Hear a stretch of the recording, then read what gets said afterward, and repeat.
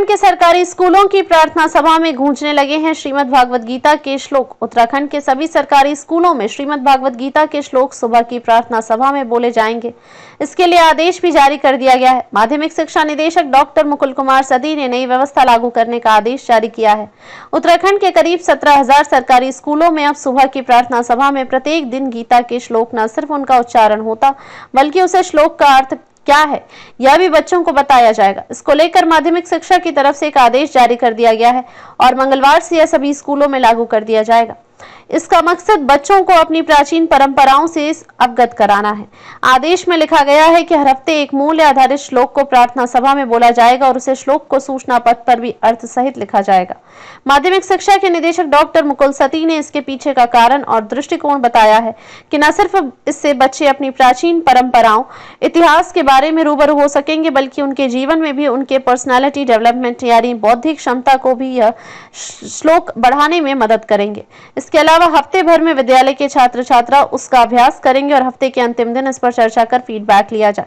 Doctor सती ने बताया कि शिक्षक समय समय पर श्लोकों की व्याख्या करते हुए छात्र छात्राओं को सैद्धांतिक जानकारी देंगे। प्रार्थना सभा में प्रतिदिन श्रीमद् भागवत गीता के कम से कम एक उपयुक्त श्लोक अर्थ सहित छात्र छात्राओं को सुनाया जाए तथा इसके वैज्ञानिक दृष्टिकोण की जानकारी भी उन्हें दी जाए। इसी प्रकार प्रत्येक सप्ताह एक मूल आधारित श्लोक को सप्ताह का श्लोक घोषित कर उसे सूचना पट्ट पर अर्थ सहित लिखा जाए तथा छात्र छात्रा उसका अभ्यास करें तथा सप्ताह के अंतिम दिवस को इस पर चर्चा कर फीडबैक लिया जाए। शिक्षक समय समय पर श्लोकों की व्याख्या करें तथा छात्र छात्राओं को जानकारी दें कि श्रीमद् भागवत गीता के सिद्धांत किस प्रकार मानवीय मूल्य, व्यवहार, नेतृत्व कौशल, निर्णय क्षमता, भावनात्मक संतुलन और वैज्ञानिक सोच विकसित करते हैं।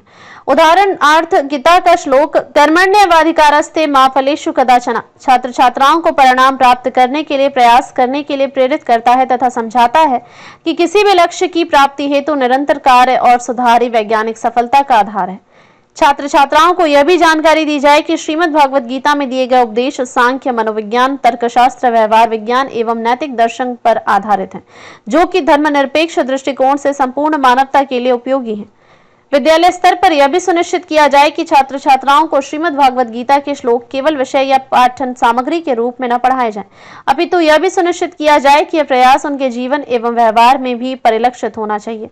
दरअसल नई शिक्षा नीति के अंतर्गत पाठ्यक्रम में प्राचीन विषयों को शामिल करने की बात कही गई है, जिसमें 70% विषय या फिर पाठ्यक्रम केंद्र द्वारा तय किया जाएगा, तो वही 30% राज्य अपने सरकारी स्कूलों में अपने हिसाब से प्राचीन विषयों को शामिल कर सकते हैं। इसके तहत उत्तराखंड में सभी सरकारी स्कूलों के पाठ्यक्रम में रामायण और श्रीमद् भागवत गीता के पाठ्यक्रम को शामिल किया गया है। खबर को शेयर फॉरवर्ड कर पूरे विश्व में पहुंचाकर विश्वगुरु भारत में सहयोगी बनकर बिना वर्दी के सैनिकों की तरह आप भी अपना कर्तव्य निभाइए। देश और दुनिया की ताजा और विशेष खबरों के लिए देखते रहिए सैनिक गर्जना न्यूज चैनल। नमस्कार।